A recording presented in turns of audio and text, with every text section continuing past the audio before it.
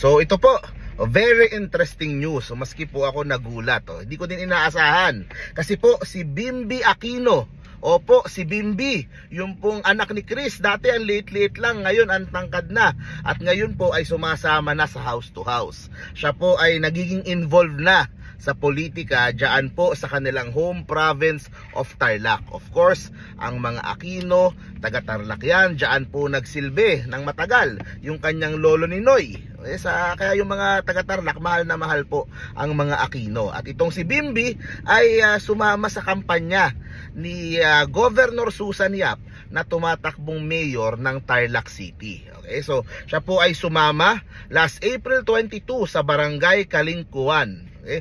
So Bimby campaigned hard for Governor Susan Yap, who is seeking the mayoral post of Tarlac City. O kasama din po si Congressman Christian Yap. O kaibigan natin yan. College pa lang kami, kaibigan ko na tong si Christian Yap. Ngayon po siya ay tumatakbong gobernador at mananalo yan. Sigurado po ako. Napakabait, napakahusay na taong yan. Siya po ang magiging susunod na gobernador ng Tarlac. Napakabatang gobernador pero napakahusay. Abangan nyo po yan. And tumatakbong congressman, yung kanyang tito, si Vic Yap. So itong si Bimby Aquino is campaigning really hard para sa Team Mayap ng mga Yap family, matagal na nagsisilbi dyan sa Tarlac.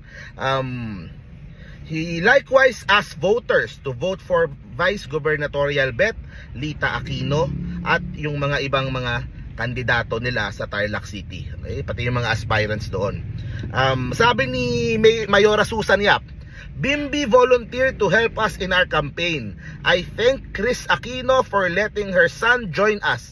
Maraming salamat po sa mainit na pagtanggap at pakikiisa sa ating house to house ngayong hapon, lalo na kay Bimby sa pagsama at sa buong pusong suporta sa Team Mayap. Yung Mayap po is parang good morning, ganun. So yun po yung Mayap. Yun, Susan Yap, who is leading the Tarlac City mayoral race. Sure win din yan si Mayora Susan. Yan ang napakagaling din na gobernador. Ang ganda ng Tarlac ngayon.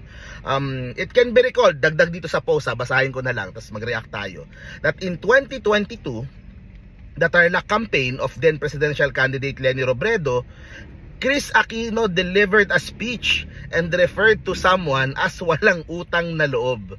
Ayun. People speculated that Chris was referring to the Angeles family, but she did not elaborate much about her statement. Ayan.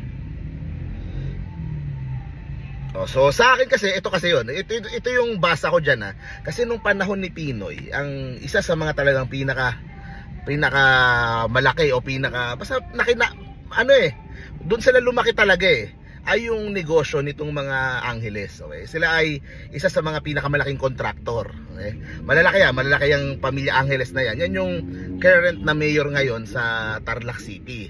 O kaso, ang dami kasing reklamo, ang daming problema dyan sa Tarlac City. Nanggaling ako dyan. Nangampanya ako dyan nung nakaraang linggo. Isa palengke na lang. Pinasara yung lumang palengke. Nilipat sa bagong palengke na masikip, mabaho, marumi, tapos ang hina pa ng benta, kawawa naman yung mga vendors. Ang daming reklamo na, okay? Pati mga ibang negosyo talagang nagrereklamo dito kay Christy Angeles na current mayor ng Tarlac. Kaya po gusto na ng pagbabago ng mga taga Tarlac City. Nakita nila kung gaano kaganda yung ginagawa sa buong probinsya ni Governor Susan. Kaya si Governor Susan ang magiging mayor diyan po sa Tarlac City. Kaya at buo ang suporta nitong Aquino family, si Bimby, si Chris, diba? Kasi mahirap nga naman kung talagang yun ang tinutukoy niya na walang utang na loob. Kasi kumbaga nakinabang ng husto kay dating Pangulong Noynoy Aquino.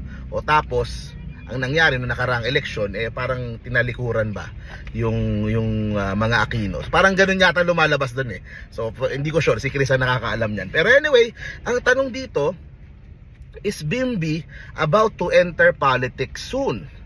Kasi mukhang matalino naman si Bimby. Pag nakita mo kasama siya ni Chris, diba? He is wise beyond his years. Naturuan niya ng gusto ni Chris. And at a young age, yung struggle of taking care of his mom na may sakit. So nandoon mabigat. So ito bang si Bimby ay posibleng tumakbo sa Tarlac? Diba? Will we see the rise of another Aquino dito kay Bimby? So abangan po natin kung ano mangyayari po dyan. So basta ako, full support ako sa Team Mayap. Yan, Governor Christian Yap. Abangan nyo yung pangalan na yan kasi kumaga mataas na yung level ng Tarlac ngayon, tataas pa lalo. Meron dyan, ang daming mga developments dyan sa New Clark, dyan sa yung kanyang mga economic zones, tapos yung Tarlac City pa under kay Mayora Susan Yap. So abangan nyo yan guys ha. So tuloy-tuloy lang po yung coverage po natin. Dadaan din tayo sa Tarlac, baka bukas daan tayo. So see you po sa next video. Stay safe parati guys. Bye bye.